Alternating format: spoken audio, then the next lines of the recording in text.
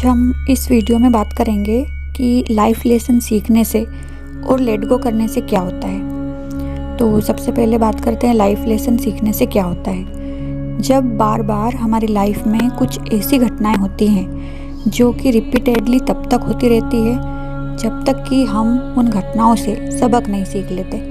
अब आपके पास दो ही रास्ते होते हैं। एक तो यह कि उसी स्थिति में रहकर वही सब सहते रहो, उसी के अनुकूल हो जाओ, या फिर सबक सीखकर आगे बढ़ो।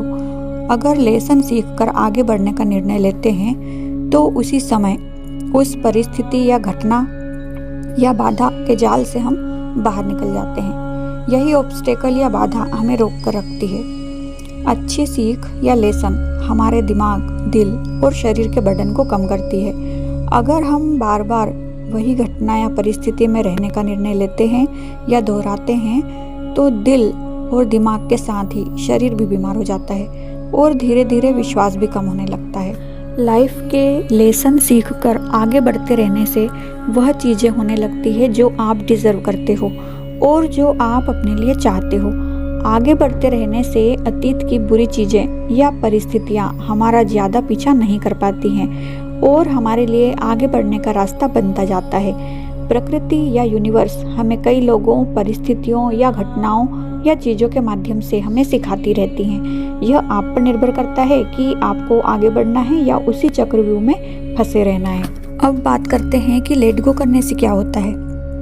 लेट गो करना मतलब जाने देना, यानी चीज़ों को खास तौर पर उनके स्वाभाविक रूप से अपने रास्ते पर चलने देना।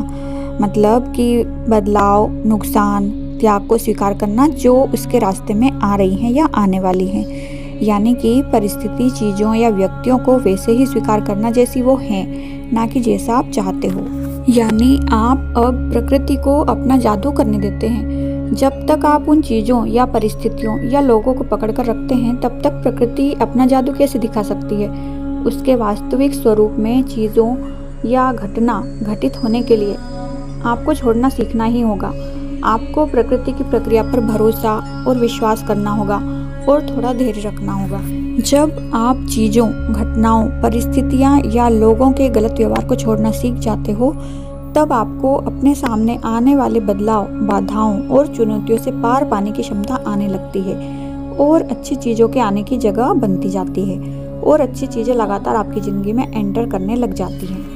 लेट गो करना मतलब कि अब आपने उन परिस्थितियों, घटनाओं, अतीत को या व्यक्तियों के व्यवहार को जाने दिया जो आपको निराश करती हैं या निराश कर रही हैं या अब आपकी सेवा नहीं करती। मतलब कि अब आपने यूनिवर्स या प्रकृति या गॉड को अपनी परिस्थिति या सब कुछ सौंप दिया है या सरेंडर कर दिया है कि जो भी होगा मेरे लिए अच्छा ही होगा और यूनिवर्स मेरा बेस्ट ही करेगा। मतलब कि अब आप पूरी तरह से प्रकृति को समर्पित या यूनिवर्स, ब्रह्मांड के प्रति समर्पित हैं। आप चाहते हैं कि वो अपना मैजिक आपको दिखाए। आप देखेंगे कि आपके चीज़ों, परिस्थितियों को लेट गो करने से, खुद को खुश रखने से और प्रकृति की प्रक्रिया पर विश्वास करने से आपकी लाइफ में किस तरह से मैजिक हो रहा है। अब चीज़ें अपने रास्ते पर किस तरह से आ रही हैं, परिस्थितियाँ और व्यक्ति उनके वास्तविक स्वरूप में किस तरह से आ रहे हैं। चीज़ें उसी तरह से हो रही हैं जैसी कि उनको होना चाहिए।